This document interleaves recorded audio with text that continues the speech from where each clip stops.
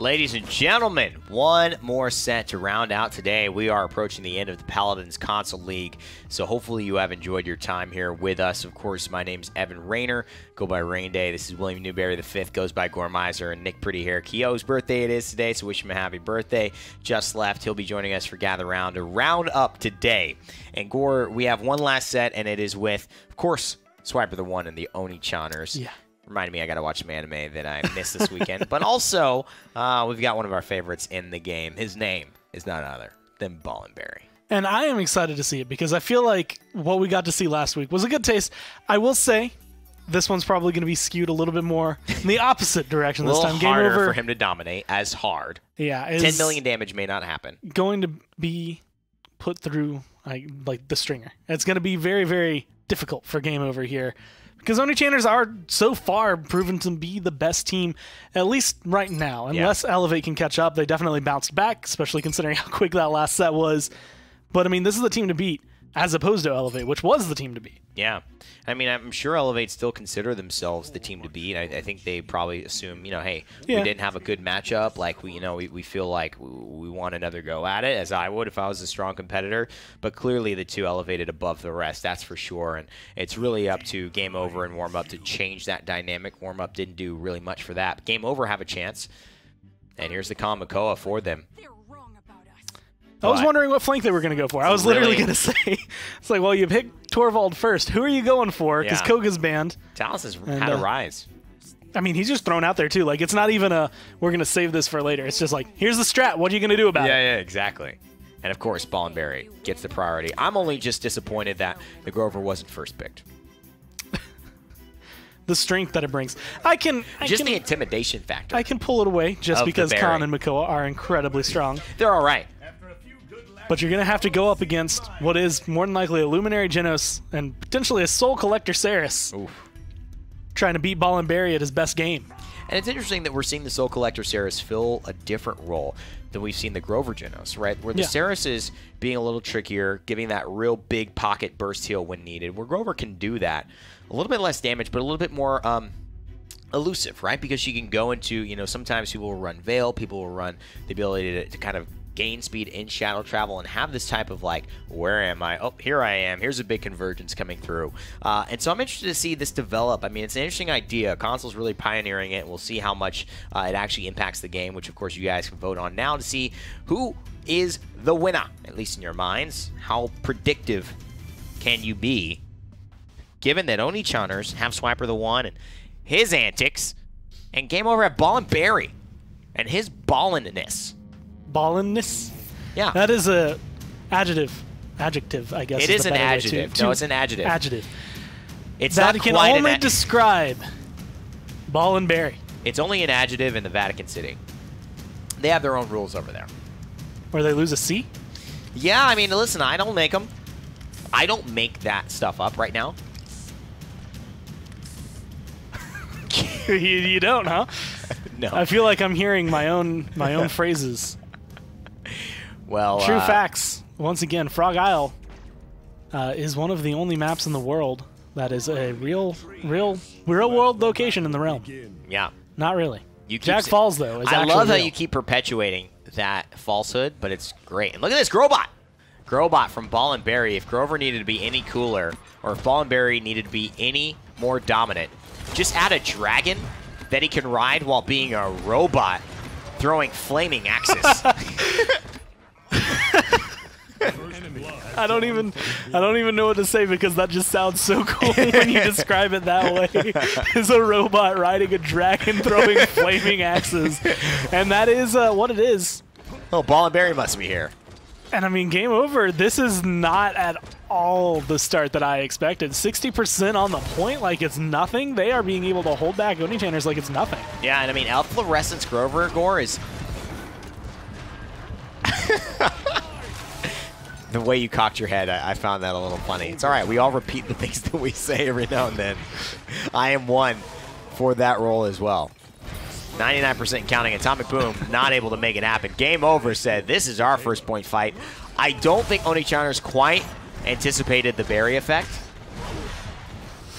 It's a strong effect. Kind of like global warming. It'll happen to the world.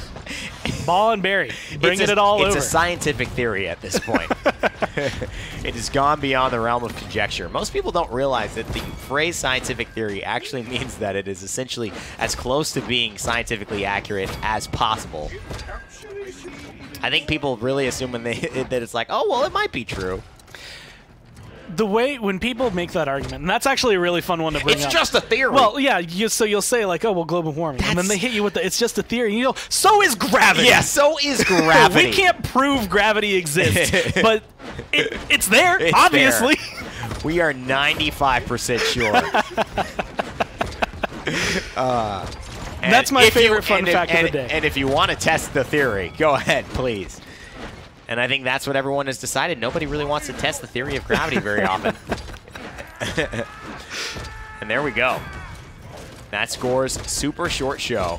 And right now, the Berry effect seems to be fading. They do realize that, yes, okay, I'm over the stardom of the fact that this is the new skin, Ball and Berry, Flaming Axes, Dragons. Okay, that's scary. But now, you know, he hasn't been on his mountain a while. Minute left. I think they've got some time to settle in and try and get Atomic Boom going, who's on a 4 streak and doing well. They recognize the futility. The futility. That is a robotic tree. Yes. Producing, instead of oxygen, probably just toxins. Awesomeness. When it comes down to it. Awesomeness is just pure awesome. Yeah. Coming down out of a robotic tree. Not going to be very good for anything in the environment, but that's going to be a King Bomb that looked like it could have been that great, but did not end up finding too much. They still put up a couple of kills, but Game Over are the ones that are really, I think, coming out just a little ahead. Just a little. Just a little ahead there, you're right. Just a little bit. Might be able to get a little movement here and at least forcing Onii Channers to back off, regroup. Clearly, Onii Channers going for a relatively streamlined draft, and I think that was a great thing you mentioned, Gort. It was kind of this, like, here's what we're doing and see how you can deal with it, which means that sometimes you will take a second to get going, or maybe the team, you will not be surprised by what you have planned for round one. But as long as you kind of feel the game out, you will start to, I think, see this Torvald, this Talus, of course the other Shutter, start to be a little harder to control. I mean, the way they play it, it essentially does come out. You're playing poker. They flip the last card over, and then the person just throws their hand on the table. You can see it. It's right there. Yep. And they just stare you down. It's not a poker face anymore. You know exactly what they have. Yep. And they just kind of dare you to go for it. And so that's kind of what this feels like, is just Tommy Jet, Atomic Boom have this combo. It is going to be pretty much the core of their combo, or the core of their team. Other Shutter's going to play a role in it. But the big question is, can we make this perform, or can you shut it down? Is Destronite, Peacekeeper, Ball and Berry, Galaxy, Ned Slark going to be able to shut down just Atomic Boom and then extend that maybe a little further? You know what I want to take a look at? Swiper the 1, the Ceres' loadout. He is 3rd in damage, by the way. And he is only 3,000 healing, which means he's like right-clicked like 3 times. If an enemy is affected with a soul charge, you move 40% faster, so that's just going to give him a lot of movement speed as well. That's Umbral Gate. Even Dynamo is actually a very important card in this because it just gives him more ammo. We do see Veil, and that is one of the bigger things. Alongside Dark Whisper, those cards kind of roll together, and Fade to Black, just another 1-pointer to give him some style. So really, this Soul Collector is all about setting things up like that, doing damage, having movement speed, and just pseudo frontlining for the squad. And with the amount of zoning he's getting right now, the amount of control they have, no one touched the point until just a second ago. That's going to be 21% for the boys in blue, but it's not going to be quite, I want to say, as confident as they could be. They are getting a good zone, but now it's starting to falter, and you can see Swiper the 1 getting pressured out. It's so interesting, too. I mean, really, I mean, this is going to be like a, if it continues like this, man, like 100,000 damage Ceres game plus. As the other Shutter gets taken down right before the King Bomb. That ain't it, Chief. Indeed. Ned Slark happy to take the kill. Onii Channers here, 90%. But at this point, Game Over, definitely shutting down what was looking like a good objective fight and zone. And you can see Atomic Boom. He's in this awkward position where I'm Talus, but also I need to be able to stop them. I need to go in and fight. I don't have my Torvald behind me. What do I do? Uh-oh. He's going around the side. He's going to get a little bit of poke. There's going to be the bubble that could make the difference, but, I mean, his damage is all over the place. He doesn't even get the kill on the Leon that he was going for, and that's going to make a huge difference for Onii channers. Yeah, and that is a big deal for Galaxy, and look at this front lining there. And Swiper the 1 now is going to go into the Veil, so clearly just running up, using the Rin Soul to get his health back, then going, obviously, into the Shadow Travel, but it's not enough. Game over. Have really just played this one patiently, and gosh, I'm actually really impressed. Really impressed with their ability to just battle back off of that really first hardcore zone and retake this objective. Solid pushing, and this is where Galaxy's probably going to open up. That little fight against Tommy Jet is going to be just the same as you'll see against Atomic Boom, where that bubble doesn't mean anything. Although if you can't do it against other Shutter, it doesn't really matter. You have to be able to take care of not only Talus, but Bomb King. And you have to be able to do them most of the time in tandem. A couple of missed ults, or unfortunate ults, I would say, for other Shutter. Otherwise, he's been solid. 11-23, 12-62. That is what that bomb is hitting for with Luminary and a field study bubble. Holy moly. At this point, Bomb King will literally two-shot a 2,500 health champion. 2 bombs. For anyone who's keeping count, the only reason Bomb King can hit 2450 is because he has a card called King's New Cloak. Yeah. And that just barely puts him under the threshold for the damage he is dealing. And just barely over the threshold of, say, a Through Time and Space from a Genos. That's right. And now, with only the Luminary 1,035, I guess I'll take that. Not bad. I mean, not the worst, you know what I mean? But the Torvald buff is so important, man, especially in your games. Lasting, you know, for 2 seconds, it's relatively quick, but that extra second of time really gives a lot more reliability to the damage amp that you're getting, and it makes 1,200 Bomb King bombs a thing for the entire game. Luckily, though, for those playing against the Torvald, he is not CC immune during his ultimate, and he also is very susceptible with no movement skill to stuff like that. If you could choose a push or a pull for Torvald, so you could have both, but you had to hit a key, right? Okay. So you pop your ult, and then you hit another button, or you double tap it, or you hold it to do one or the other. It's a great ult. That would be pretty neat. Give it to a new champion. The ult is you push or you pull. I like that. Now imagine Khan throwing someone off and then just getting yanked with him. It's the ultimate team-wide Makoa hook. What if you had a character who just created bounce pads? And he could just make 3 bounce pads, and he just kept replacing them, so he could just be trampolining, and anyone who wanted to could just jump on the trampoline on your team. Only if you can deploy them on ceilings, so that I can put one below me, one above me, and just bounce like crazy in a single room. That would be very funny. We're in a WAP finding a kill, and you would assume that Onii channers are making a bit of a, playing with their food a little bit here. Kind of feels like it. It feels like that with the Saris pick for sure, because it's just such an atypical pick for Swiper, although we did see a lot of success with that. Here is that moment where a Torvald bubble comes through, and they're like, oh, low health Bomb King, and he's like, oh, you're all dead? No problem.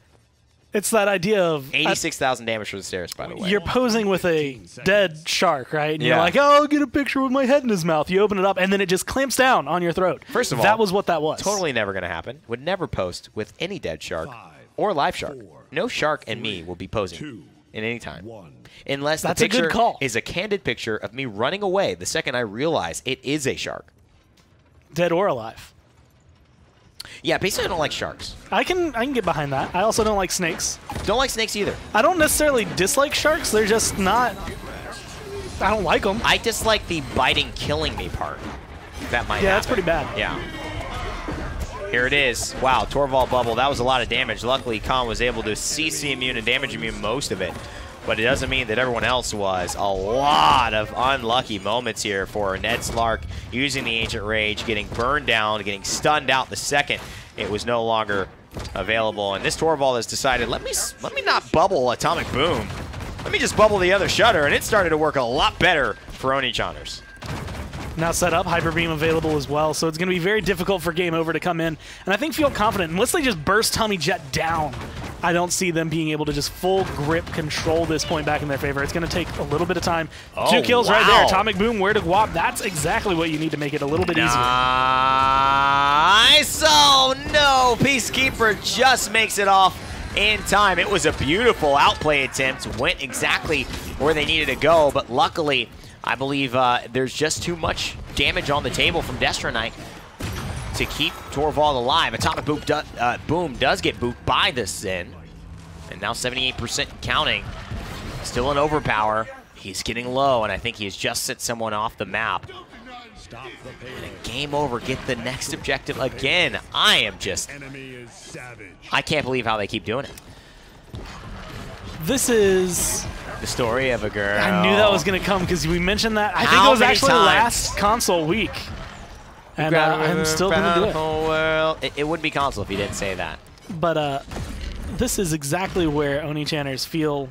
I absolutely love her when she smiles. I'm actually enjoying the concert right now. Yeah, me too. Unfortunately. That was Tupac, right?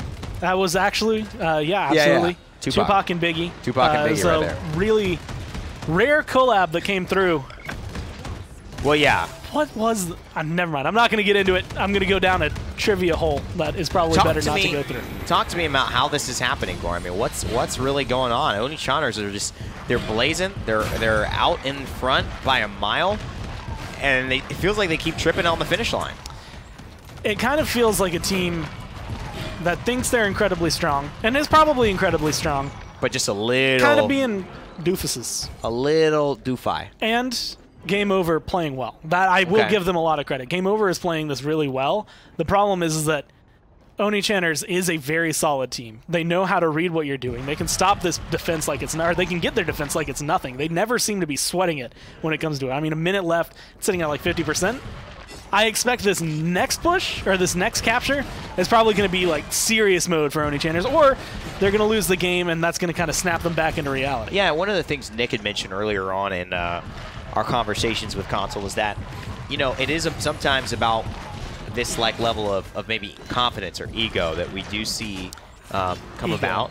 And I think that maybe that is in play here. They know that they're good. They've been very successful. They've got some good players who've been historically a part of the console scene in Paladins since the beginning. But you know, you got to earn your keep. You got to keep performing. And right now, as good as you've been on the defense, you know, there really has not been any reason for me to jump and yell at your objective fights. Or even the defenses. Yeah, I mean, the defenses have been okay. There's been some, like, good moments. Yeah. But fleeting moments in the grand scheme of the almost 15 minutes that it's taken to get to a 3-3. And like you said, with Onii channers feeling lackluster compared to what we've seen. Like, it's one of those things, if I know you can beat Elevate... Right.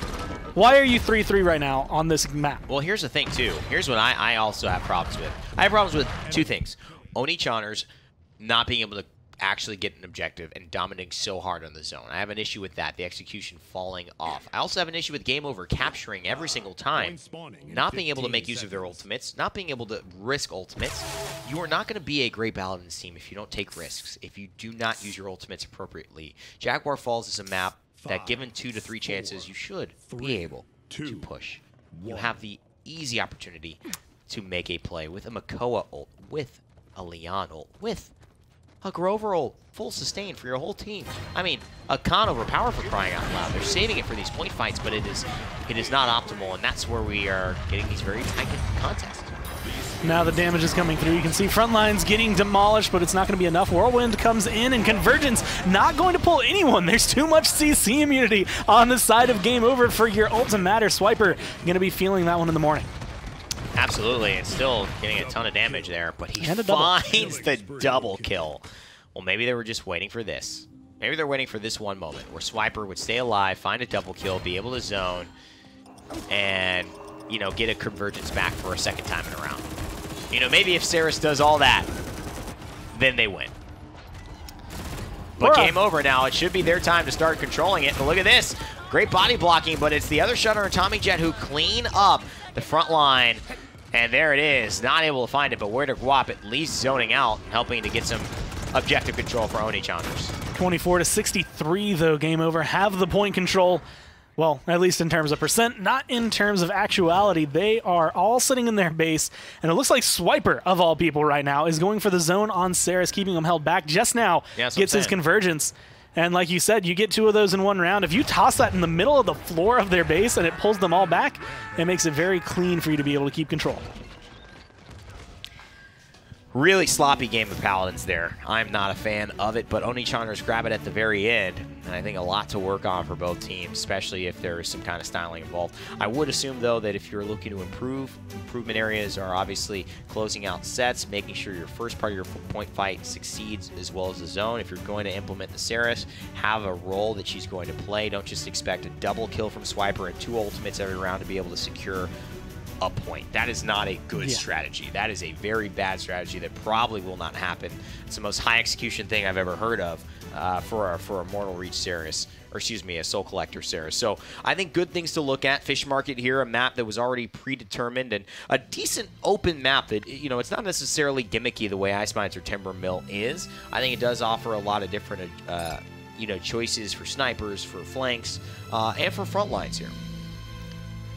I would be excited to see a sniper come through, because we got to see a Kness earlier, and Kness is all right. Kness is pretty good, and this is a good map for them, although it does suffer the same problems that you'll see in other areas, especially when you get pushed back on a defense. It starts to feel a little bit more awkward because you're like, how do I position this properly? Yep. Or if you're even on offense, you need a little bit more from the rest of your team.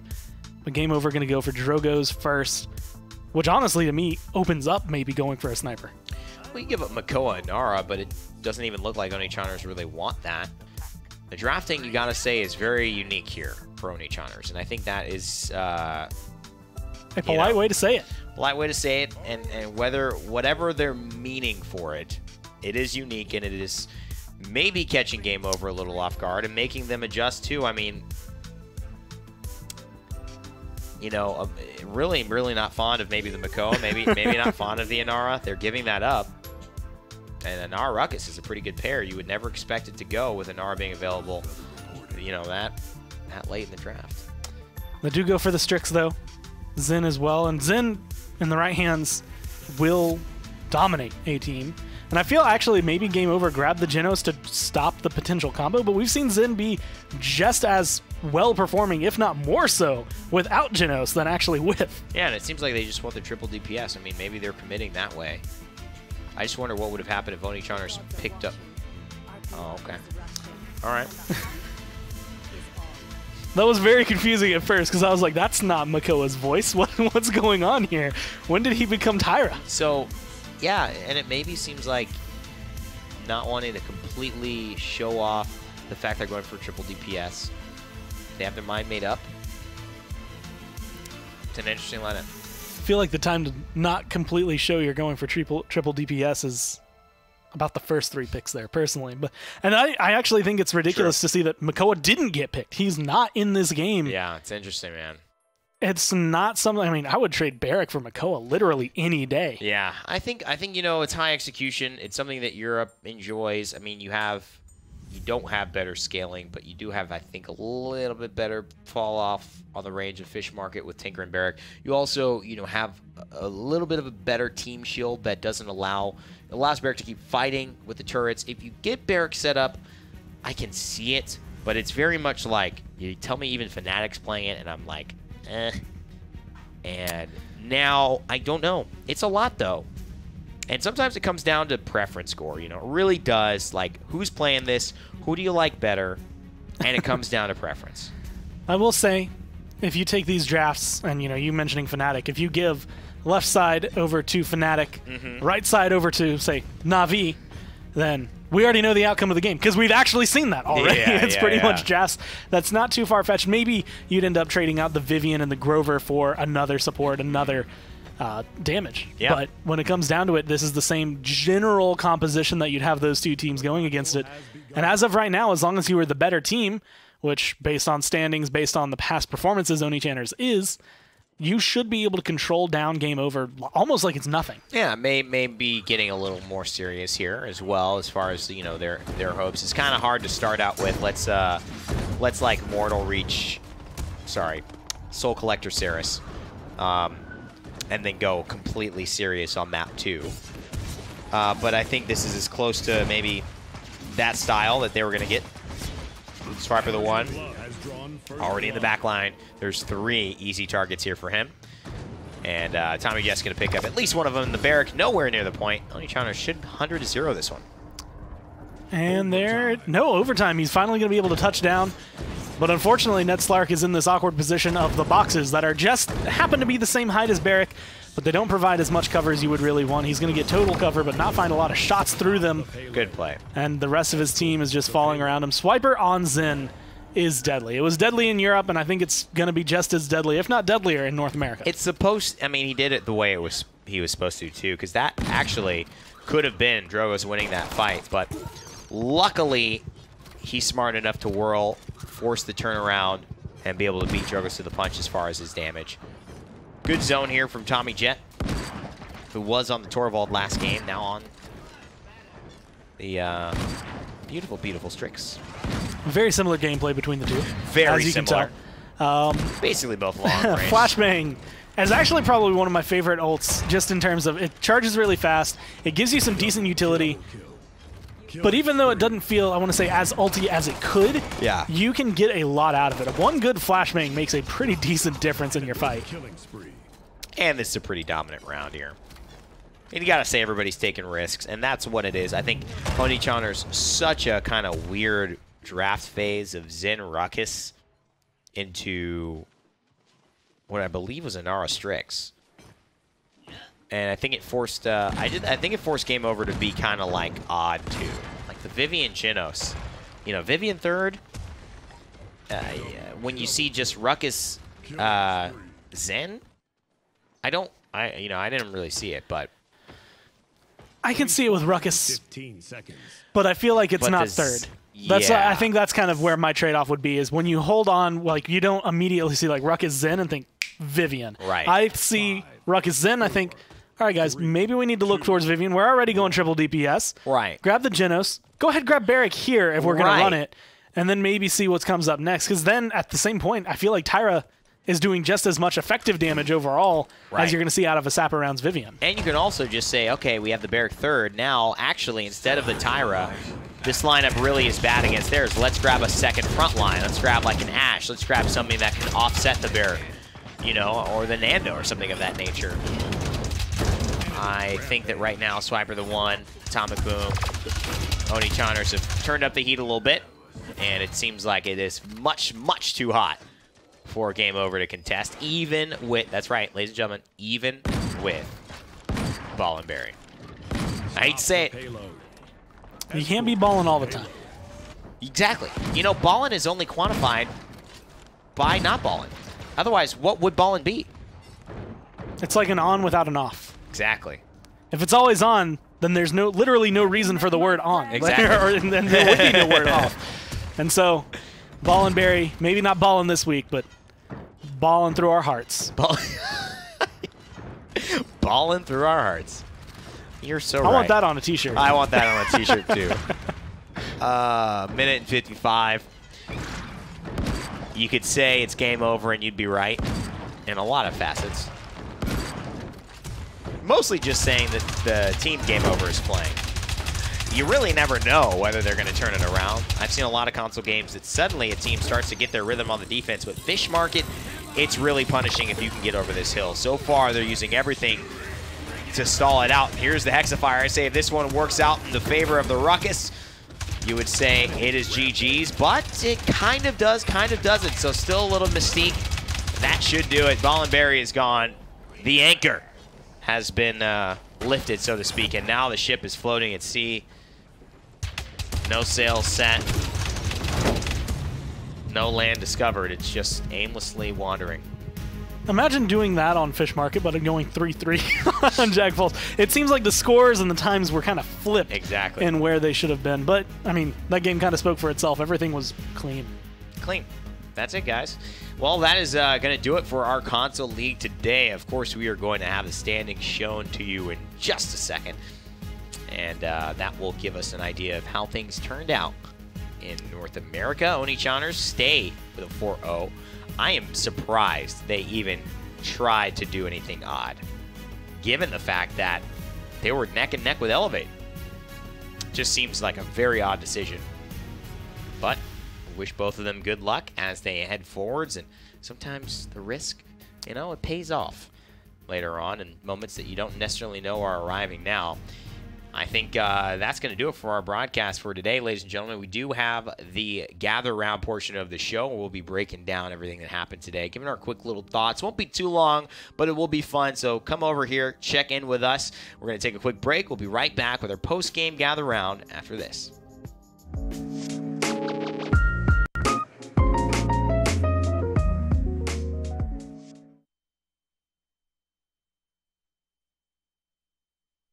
Whole thing of it opening on me and having Nick voice it, me mouth it. Oh my God. It all fell apart. I'm Goremizer. Post-game gather round. Console can come later. Birthday! It's my birthday, and we're cutting cake while we talk about console. We got cakes. The only real food, also it is, perfect Chad. for audio listeners. It was so good. The only real food on the table. I hate to break it to you, but all that fruit, this luscious You're right. bread That's not a real apple. is not I've tried it before. not real. Well, nothing better to conclude a nice day of console than some delicious cookie cake. And Console some cookie cake. Console Cookie cake. Hey, console cookie cake. And I think we could all use a little sugar right now, that's for sure. All right, so what you see is Nick cutting the smaller Nice. slices for Evan and I, and then this big chunk on the right is still actually Nick's. That's for me. These are both my slices, boy. Thank you, sir. Just doling it out. Just doling it out. You Kind know, of like the console boys did today. we could use some milk here. So, Nick, I think because, you know, Production. production, No, I'm just kidding. I love you guys. We're all equal citizens here. because I'll get my own milk. Nick, it's Nick's birthday. What do you have to say about today? Well, in my 25 years of wisdom, a lot of blessings, a lot of great friends, a lot of good Paladins esports action. I'm looking at this camera. I'm looking at you back at home, Twitch chat, Mixer chat, Facebook live chat. Thank you guys all for being here day in and day out. A lot of games over the years, but I've had a lot of fun doing it, and I'm going to have continued fun right after I eat my cookie cake. Because I deserve this. You certainly do. Well said, my friend. Lincoln would be proud. We got to coordinate our talking over our eating cookie cake now, too. See, that's actually where my position comes in. I ask a question, I'll let you two just go forever until I'm done. And then we're set. Well, So what's okay. the first thing up on your docket? The first thing was that Radiant Esports this morning is the set that you guys started off with. Yeah. They looked really good until they didn't. I'll just hold it there. Put on your tin hat. They looked incredible. Like, I think the first game they won, and it's relatively fast. Yeah, how and weird they start was that? going up 3-0, and then they do the same old thing that we've seen out of a lot of teams lately, where they just trip and fall, and then when they fall, they fell hard. They did not come back from that, and they ended up losing overall. But for Radiant, that's not even like, because they're not even the team that's supposed to win that. A Yeah. lot of those sort of with, like like, a random team, comebacks. A right. team that's ahead, they start to maybe get too comfortable. They make some silly decisions down the stretch. Yep. You know, Splitstone, we talked about, we brought it back to that Splice Renegades game where Splitstone is a map, and maybe this brings into that conversation on Ice Mines and Timbermills, why Splitstone maybe is one of those maps that you want to look at as the new Ice Mines, because if you don't know what you're doing on Splitstone and you get out drafted, it's like you don't have a prayer in a lot of senses here. So Radiant Esports, they start off pretty strong, but then I think we just start to see the experience from Vex to win out, where when there's a big gear shift made, I mean, Radiant looked great when they were getting what they wanted to get, but anytime there was a little bit of a gear shift there, Vex just started to, I think, take over, and maybe their experience and versatility shine through. Go ahead. In a very similar vein, the second set, and this was one, or not the second set, it was actually a little bit later, we encounter something very similar where Ice Mines, Timbermill are both picked, although the team that picks them isn't the one that is able to get the good draft or actually play up to it. And I feel like that's really how these relate, is Radiant did a good job of saying, we're going to go to Splitstone, this is going to be our draft, we can win here. Yeah. YCTG did kind of the opposite. The They go opposite, to Ice man. Mines and then play poorly, lose the map, and then chose Timber Mill and did the It got same worse. thing. That's unfortunate. On Ice Mines, it was like they had the comp to succeed. I think they just didn't play it. They kept getting rolled over in these team fights. We talked about on Ice Mines. Doesn't have to be pretty. Doesn't have to be this highlight reel ultimate or any of your ultimates. It just has to be an Just use them all, win that fight, because it wasn't even pretty for Brutal Fissure. They came in, they blew everything and only got like 2 kills for 5 ultimates, but then 2 kills turned into 3, turned into 4, because there was just no way for YCTG to fight back. Right. And then any type of clean victory on Ice Mines usually turns into a clean zone, and just like this hopeless, just futile effort for that team that lost that first fight to come back. They're having to burn their Ancient Rage to get up the hill. They're having to burn their Immortal right when they get to the little cabin. They're having to use these ultimates in these terrible situations to try and just have a hope of coming back. So that's why I always say, be the team that wins that first little go around on Ice Mines. I think the big key is aggression, right? I mean, I think we see a lot of teams pick drafts that can work, but you know, they play this passive game, and it's like, I think you gotta try to make things. If you're gonna go to the onus of saying we're gonna pick such a crazy map that we're gonna try and just like surprise you enough, go with it, man. It's like you're gonna throw a surprise party. Is this like coffee cake? This looks good. This one is actually I like this one the best. I'm trying this one now. It is Is good. this 4 though. different? It's 4 different. Is this the Wombo combo? It's the Wombo combo, dog. It looked delicious. Anyway, you were You saying? got 5 cakes in So, one. the Well, con- I did two. get 5 cakes, dude. Thank you, Evan. Yeah. Nick was there too. Nick went with me, Mr. Bishore. You got me covered for the next. I'm dead. And you can take this back. This is going to travel well. So the bigger thing for me was these teams that really commit in like halfway. And it's like, if you're going to don't do anything halfway, I think, and especially in competition. If you're going to be like, all right, we're this team that sits underneath in soccer, we'd have teams that say, we're going to play defensive, we're going to bring all our guys down, put 1 forward. And then at the end of the game, if you're like, oh God, we scored no goals, like throw everybody up top. It's like, that's the point, you know? Play to PKs, stay defensive, do that, and try to win.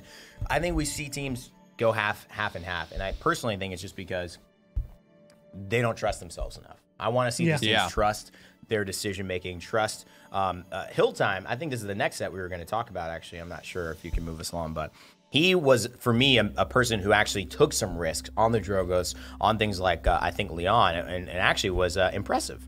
That actually was another set, but I wanted to talk about this, and it's actually the last thing on the list, so I apologize to production following this, but there was something we were talking about this morning where it's just, and it happened a lot today. Yeah. A team gets into a 3-0 lead, and then it goes 3-1. A defense comes through, and then the other team captures. It goes 3-2, but they don't get a push, and then it goes 3-3. They don't get a push, and so you go to that final point fight, but it's taken you so long to get there. And you were saying that, you know, when you finally can separate yourself as a top team, that shouldn't be happening anymore. No, it shouldn't. There's you see these MVs, and the thing is, like, interestingly enough, Fnatic and Na'Vi in a best of 7, they'll 4-0 each other 3 times. You know, it's like there might be one match that goes the distance, but they will work you when they have things right. Their map, and it has nothing to do with how bad Na'Vi are. It means that when you're a good team and you get an advantage, you know how to press it. That's just Paladins. You hit your shots, you know, you stagger people. You should be able to push that, and that's like the next step that I think a lot of our console players need to take. Yeah, part of it comes down to maps as well, as especially in these best of 3s. When you're able to steal away your opponent's map, that's that should be the almost the nail in the coffin in a best of 3, right? Where they don't have a chance to come back on a map that they want to play, which was so weird to see that in some of those instances. But yeah, some of it was drafting today, some of it was just pure play, and I think you saw a good example of both in that YCTG set. I thought on Ice Mines it was their play, and then on Timbermill they just didn't look like they had the champions to do what they needed to do with. They didn't look like they had the draft to even get off the ground, so to speak. True. We got to see someone new today. Tay got to sub Sweet in. Tay. And I thought it was great. I felt bad that Nick wasn't there. Nick is our number 1 Tay fanboy. I saw like the first half of the first game, and then I had to go get some food in me before I came back to catch the rest. So, I mean, you guys, what happened? What happened with my Sweet Tay today? It was a lot of Genos. Yeah. In 2 games. Unfortunately, I saw her hit a dunk and in one of the replays. Well, she got a replay. I know she was actually so quite it's a happy 3-game about set. What did she I'm not play sure she actually in all did. 3? Genos, And Furia? Furia. Yeah, there it is. She did good, Duck. You're right. Burt's Bee's knees. You got Yeah.